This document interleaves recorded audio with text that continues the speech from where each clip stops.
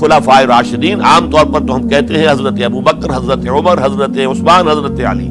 میں نے اپنی ذاتی رائے، حقیر سی رائے عرض کی ہے، اس میں حضرت حسن کا دور بھی شامل ہونا چاہیے 6 مہینے کا. تب وہ 30 برس پورے ہوتے ہیں جو حدیث میں آیا ہے کہ خلافت جو ہے وہ 30 برس رہے گی، اس کے بعد ملوکیت شروع ہو جائے گی. تو ملوکیت کا پہلا قدم یہ تھا کہ حضرت معاویہ نے طاقت سے بزور خلافت حاصل کی. اس لیے ان کو خلیفہ راشد ہم نہیں کہتے. البتہ یہ ضرور ہے کہ ان کا دور بہت پرسکون دور تھا.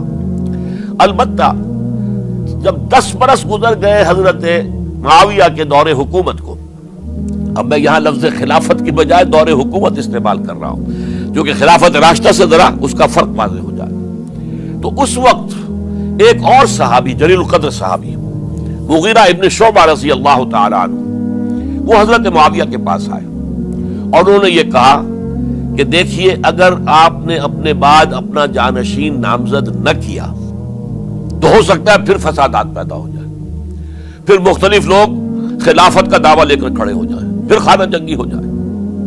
5 برس کی خانہ جنگی میں 1 لاکھ سے زیادہ مسلمان شہید ہو چکے ہیں، قتل ہو چکے ہیں، ہلاک ہو چکے ہیں. اب دوبارہ وہی دور نہ آ جائے، لہذا آپ اپنا جانشین نامزد کر دیجئے. امیر معاویہ ریلیکٹنٹ تھے، لیکن انہوں نے دلائل دیے، دلائل مضبوط تھے. انہوں نے کہا کہ اب کبار صحابہ دنیا سے رخصت ہو چکے، وہ جماعت کہ جن کی تربیت اور تزکیہ، جن کی تعلیم حضور نے خود کی تھی اور ان کو اندر سے پاک کر دیا تھا، ان کی نیتیں بالکل پاک ہو چکی تھی، کوئی نفسانیت ان میں نہیں رہی تھی، وہ جماعت تو اکثر و بیشتر اب ختم ہو چکی، فوت پا چکے، وفات ہو چکی.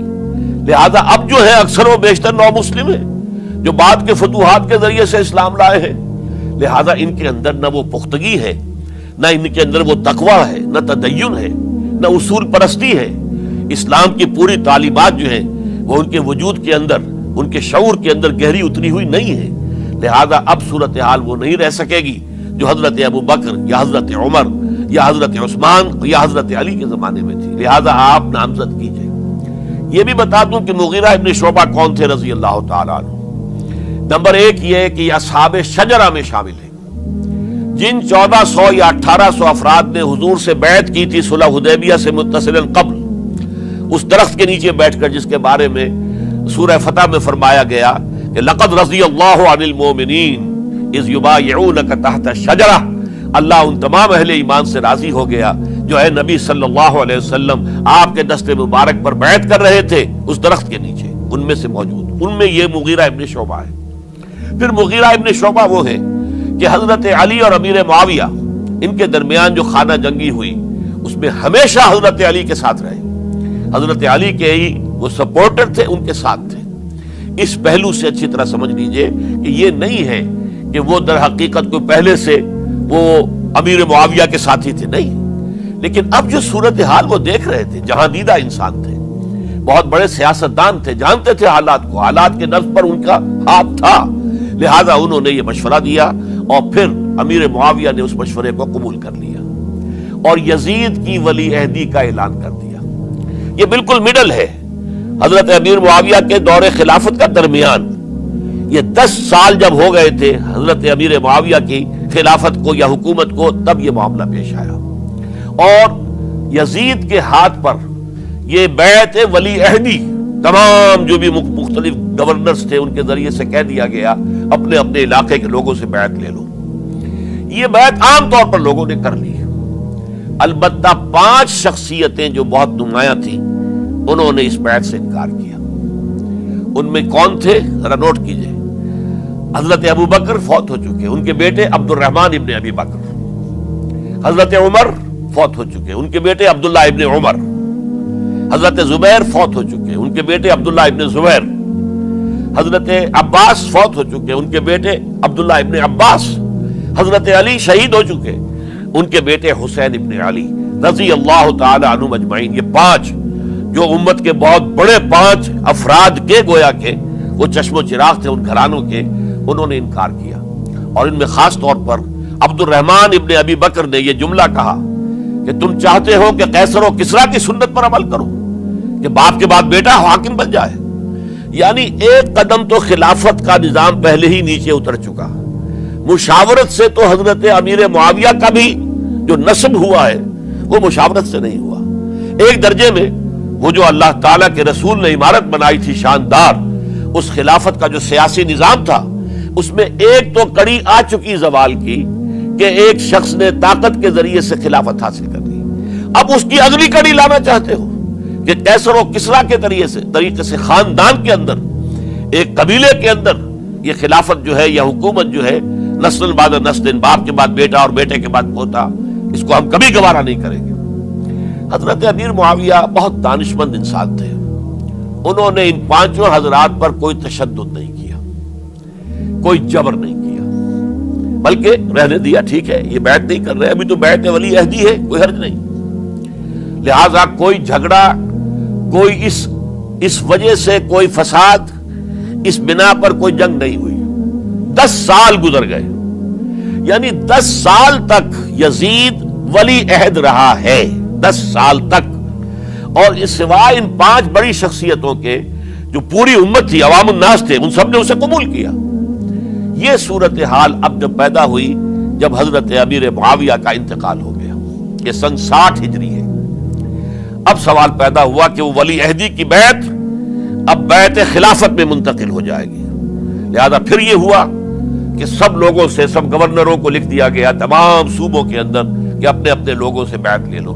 ظاہر بات ہے کہ وہاں کوئی ریفرنڈم نہیں ہوتا تھا، کوئی ووٹ نہیں ہوتے تھے کہ اس کی پرچیاں ڈالی جا رہی ہوں، ایک ایک شخص سے رائے لینا نہیں ہوتی تھی، بلکہ اس وقت کی جمہوریت یہ تھی اور شورائیت یہ تھی کہ ڈفرنٹ کلینز ہیں، ڈفرنٹ فیملیز ہیں، ڈفرنٹ ٹرائبز ہیں، ان کے سردار، ان کے بڑے لوگ، ان کے اہم لوگ بیعت کر لیں تو گویا کہ سب کی بیعت ہو گئی.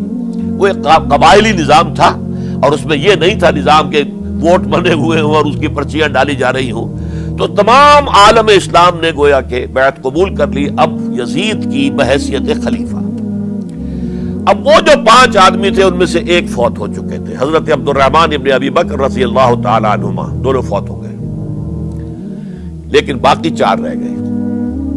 ان 4 کو نوٹ کیجئے، یہ بڑا سینسٹیو ایشو ہے جس پر میں اب گفتگو کر رہا ہوں. ان 4 میں کون ہیں؟ عبداللہ ابن عباس، عمر میں سب سے بڑے وہ ہیں، اور ان کی شان یہ ہے کہ انہیں حبر الامہ کہا گیا ہے، امت کے سب سے بڑے عالم، اور قرآن مجید کے وہ سب سے پہلے مفسر ہیں. اصل جو جتنی بھی تفسیری روایات ہمیں ملتی ہے حضرت عبداللہ ابن عباس کے شاگردوں سے، تابعین سے، لہذا ان کا بہت اونچا مقام ہے. حضرت عبداللہ ابن عمر، ان کا مقام بھی آپ کو معلوم ہے، حدیثوں کی کتنی بڑی تعداد ہے جو عبداللہ ابن عمر سے مروی ہے، اور اس کو سلسلۃ الذہب کی پہلی کڑی کہا جاتا ہے. روایت حدیث میں جو سرہنی زنجیر ہے اس کا آغاز حضرت عبداللہ ابن عمر ہے. ایک طرف یہ دونوں ہو گئے، ان دونوں کی رائے کیا ہوئی؟ اگرچہ کام غلط ہوا ہے، یہ اس طریقے سے قیصر و کسریٰ کی روایت پر عمل کرنا غلط ہے، لیکن یہ اتنی بڑی غلطی نہیں ہے کہ اس کی وجہ سے باہمی جنگ و جدال ہو، خوریزی ہو، ایک دوسرے کی گردنیں کاٹی جائیں اور فتنہ و فساد پیدا کر دیا جائے. لہذا انہوں نے یزید کی بیعت کر لی. 2 حضرات رہ گئے، یہ نسبتاً نوجوان ہیں. ان دونوں کی پیدائش ہجرت کے بعد ہوئی ہے. ہجرت کے بعد پہلا بچہ جو مہاجرین میں پیدا ہوا ہے وہ عبداللہ ابن زبیر ہے. بلکہ کچھ عرصے تک مہاجرین میں جب کوئی پیدائش نہیں ہوئی تو وہ مکے مدینے کے منافقین نے کہنا شروع کر دیا تھا کہ یہ یہاں آ کے کمزور ہو گئے، نامرد ہو گئے، ان کی اولاد اب چلے گی نہیں.